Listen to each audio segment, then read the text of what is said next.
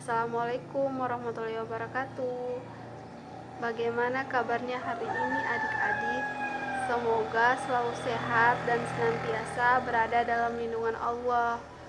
Oh ya, perkenalkan, nama saya Hijrawati, mahasiswa Pendidikan Sejarah, Fakultas Keguruan dan Ilmu Pendidikan Universitas Tadulako. Saya melakukan PLP di SMA Negeri 7 Palu. Halo adik-adik SMA Negeri 7 Palu. Semoga kita dapat bertemu dalam keadaan sehat walafiat. Oh ya, sebelum memulai langkah kita, sebelum memulai kegiatan kita hari ini, ada baiknya kita berdoa untuk kelancaran dan kemudahan setiap kegiatan kita. Berdoa dimulai.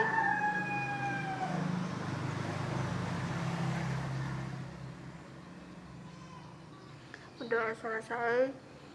Ya, adik-adik harus tetap semangat ya dalam belajar, meskipun pembelajaran kita dilakukan secara daring. Kita sekarang berada dalam masa pandemi. Adik-adik harus tetap semangat belajar dan belajar agar ilmu pengetahuan, wawasan berpikir adik-adik semakin luas.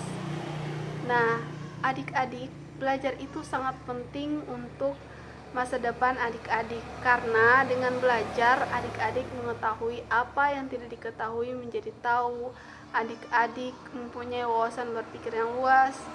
Adik-adik dapat melihat dunia lebih luas lagi. Sama halnya dengan belajar sejarah, banyak sekali manfaat yang didapatkan adik-adik jika belajar sejarah. Contohnya, dengan mempelajari sejarah, adik-adik mengetahui apa saja yang terjadi di masa lalu, siapa saja yang terlibat, di mana peristiwa sejarah terjadi, dan apa akibat dari peristiwa sejarah tersebut. Juga dengan belajar sejarah, adik-adik dapat menambah wawasan ilmu pengetahuan dari masa ke masa, membuka pandangan lebih luas terhadap dunia, melatih diri untuk lebih berpikir kritis, menghargai masa lalu, meningkatkan rasa persatuan, persaudaraan. Dengan belajar sejarah juga sebagai sumber inspirasi untuk generasi yang akan datang, juga sebagai guru kehidupan yang mengajarkan kita untuk melihat mana hal yang baik dan mana hal yang buruk. Masih banyak lagi hal-hal yang kita dapatkan jika mempelajari sejarah. Untuk itu, hari ini kakak akan membawakan materi pembelajaran tentang sejarah sebagai ilmu, sejarah sebagai peristiwa, sejarah sebagai kisah, dan sejarah sebagai seni. Nah, di dalam pembelajaran kali ini ada 2 kompetensi yang harus adik-adik capai. Kompetensi yang pertama, adik-adik harus dalam pembelajaran kali ini ada 2 kompetensi yang harus dicapai. Yang pertama, peserta didik dapat menganalisa apa itu ilmu sejarah. Yang kedua, peserta didik dapat menyajikan hasil telaah tentang peristiwa sebagai karya sejarah, mitos, dan fiksi dalam bentuk tulisan. Nah, itu 2 kompetensi yang harus adik-adik capai dalam pembelajaran kali ini. Semoga pembelajaran kali ini lebih menyenangkan dan dapat diterima oleh adik-adik semua. Pada kesempatan kali ini kita akan membahas tentang sejarah sebagai ilmu, sejarah sebagai peristiwa, sejarah sebagai kisah, dan sejarah sebagai seni. Kita masuk pada sub materi yang pertama, yaitu sejarah sebagai ilmu. Mungkin di antara kalian masih banyak yang berpikir bahwa sejarah itu ilmu yang tidak pasti, ilmu yang tidak tentu kebenarannya karena menceritakan masa lalu dan tidak bisa dipertanggungjawabkan. Hal itu tidak benar karena sejarah sama dengan ilmu-ilmu lainnya.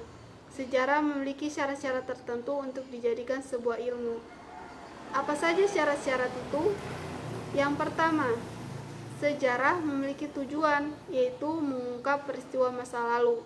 Yang kedua, sejarah memiliki objek penelitian, yaitu manusia dan waktu. Yang ketiga, sejarah memiliki metode penelitian, yaitu heuristik, verifikasi, interpretasi, dan historiografi. Sejarah juga rasional, dapat diterima oleh akal dan pikiran. Sejarah juga sistematis, berkaitan dengan ilmu-ilmu lain, runtut dan konsisten. Sehingga sejarah dapat disebut sebagai sebuah ilmu. Sejarah sebagai sebuah ilmu dapat kita lihat dari berbagai ciri. Pertama, sejarah merupakan ilmu empiris. Empiris berasal dari bahasa Yunani, empiria yang berarti pengalaman. Sejarah sangat tergantung pada pengalaman manusia. Pengalaman tersebut terekam baik dalam bentuk artefak-artefak maupun dokumen-dokumen. Artefak-artefak dan dokumen-dokumen inilah yang merupakan data yang diteliti oleh para sejarawan untuk menemukan fakta. Sejarah ilmu empiris artinya sejarah itu diperoleh dari hasil penelitian, percobaan, dan pengamatan yang telah dilakukan. Berikutnya, sejarah itu memiliki objek. Objek itu berasal dari bahasa Latin objectus yang berarti di hadapan, sasaran, tujuan. Sejarah biasanya dimasukkan dalam ilmu tentang manusia atau humaniora.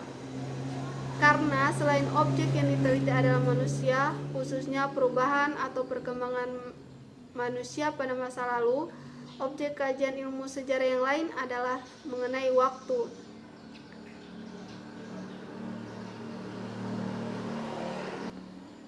Ciri lain adalah sejarah mempunyai generalisasi. Generalisasi dalam bahasa Latin, generalis yang berarti umum. Sama halnya dengan ilmu-ilmu lain, sejarah juga menarik kesimpulan-kesimpulan umum dari pengamatan yang dilakukan. Oleh karena itu, sejarah pantas disebut sebagai sebuah ilmu karena mencukupi syarat-syarat dan memiliki ciri-ciri sebagai sebuah ilmu, yaitu sejarah sebagai peristiwa. Nah, sejarah sebagai peristiwa ini adalah kejadian, kenyataan, dan aktualitas yang benar-benar terjadi dan berlangsung di masa lalu sehingga benar-benar objektif. Suatu peristiwa digolongkan sebagai peristiwa sejarah jika memenuhi syarat-syarat, di antaranya peristiwa tersebut haruslah unik, peristiwa tersebut terjadi sekali saja, karena sangat jarang sekali suatu peristiwa sejarah terjadi berulang kali, serta peristiwa tersebut harus memiliki pengaruh yang besar bagi masa yang akan datang dan masa yang sesudahnya. Suatu peristiwa dianggap sebagai peristiwa sejarah jika peristiwa itu dikaitkan dengan peristiwa yang lain sebagai bagian dari proses dinamika dan konteks historis. Selain itu, peristiwa-peristiwa tersebut perlu pula diseleksi untuk mendapatkan peristiwa yang memang penting dan berguna. Nah, di dalam menyeleksi peristiwa-peristiwa sejarah ini harus adanya fakta. Fakta-fakta ini dapat dijabarkan baik secara langsung maupun tidak langsung dari dokumen-dokumen atau sumber sejarah setelah melalui serangkaian pengujian dan kritik. Nah, dokumen-dokumen atau sumber sejarah inilah yang merupakan data yang diteliti oleh para sejarawan untuk menemukan fakta. Dari fakta-fakta inilah, setelah diinterpretasikan atau ditafsirkan, kemudian menjadi suatu peristiwa sejarah.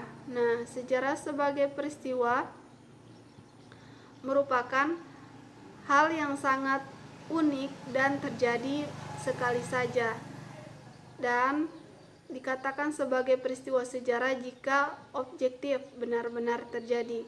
Nah, itulah penjelasan tentang peristiwa sejarah sebagai peristiwa. Ketiga, kita akan membahas tentang sejarah sebagai cerita atau kisah. Sejarah sebagai cerita atau kisah adalah peristiwa sejarah yang diceritakan atau dikisahkan kembali sebagai hasil rekonstruksi ahli sejarah terhadap sejarah sebagai peristiwa. Maksudnya, sejarah sebagai cerita atau kisah ini suatu peristiwa sejarah yang sudah diteliti oleh para sejarawan, kemudian dikisahkan, diceritakan kembali dalam bentuk tulisan dan tulisan, sehingga sejarah dapat pula sebagai cerita dan kisah. Kita masuk pada pembahasan yang keempat, yaitu sejarah sebagai seni. Dalam seni dibutuhkan intuisi, emosi, dan gaya bahasa. Sejarah dapat juga dilihat sebagai seni. Seperti halnya seni, sejarah juga membutuhkan intuisi, imajinasi, emosi, dan gaya bahasa. Intuisi ini dibutuhkan sejarawan, terutama yang berkaitan dengan pemahaman langsung selama penelitian. Setiap langkah yang harus dikerjakan oleh sejarawan memerlukan kepandaian dalam memutuskan apa yang harus dilakukan. Seringkali, untuk memilih suatu penjelasan bukanlah perangkat ilmu yang berjalan, tetapi intuisi. Demikian halnya ketika harus menggambarkan suatu peristiwa atau berupa deskripsi, sejarawan sering tidak sanggup melanjutkan tulisannya. Dalam keadaan seperti itu, sebenarnya yang diperlukan adalah intuisi. Namun, meskipun mengandalkan intuisi, sejarawan harus tetap berdasarkan data yang dimilikinya.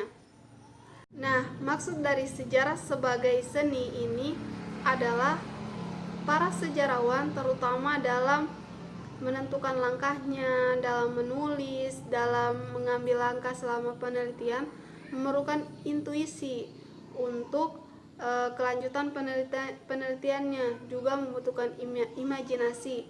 Misalnya, membayangkan apa yang sebenarnya terjadi, apa yang sedang terjadi pada suatu periode yang ditelitinya. Imajinasi yang digunakan para sejarawan tentunya bukanlah imajinasi liar, melainkan berdasarkan keterangan atau data yang mendukung. Nah, itulah pembahasan tentang sejarah sebagai ilmu, sejarah sebagai peristiwa, sejarah sebagai cerita, dan sejarah sebagai seni. Pada pembahasan kita tadi dapat disimpulkan bahwa sejarah sebagai ilmu jika memiliki syarat-syarat. Pertama, memiliki tujuan yaitu mengungkapkan peristiwa masa lalu. Yang kedua, memiliki objek penelitian sejarah yaitu manusia dan waktu. Yang ketiga, memiliki metode penelitian sejarah yaitu heuristik, verifikasi, interpretasi, dan historiografi. Yang keempat yaitu rasional, dapat diterima oleh akal dan pikiran. Yang kelima yaitu sistematis, berkaitan dengan ilmu-ilmu lain, runtut dan konsisten. Pada sejarah sebagai peristiwa, jika memiliki ciri-ciri yaitu peristiwa tersebut haruslah unik dan terjadi hanya sekali saja, karena sangat jarang suatu peristiwa sejarah terjadi berulang kali, dan peristiwa tersebut haruslah penting serta berguna untuk masa sesudahnya dan masa yang akan datang. Yang ketiga, sejarah sebagai kisah, yaitu sejarah yang diceritakan kembali atau dikisahkan kembali oleh para sejarawan dalam bentuk tulisan maupun lisan. Nah, sejarah sebagai kisah ini diceritakan dalam peristiwa sejarah yang telah ditemukan fakta-fakta yang telah diteliti oleh para sejarawan. Yang keempat, sejarah sebagai seni. Dalam ilmu sejarah memerlukan intuisi dan imajinasi oleh para sejarawan dalam hal menentukan langkah selanjutnya selama penelitian, membayangkan apa yang terjadi di masa lalu dan apa yang sedang terjadi.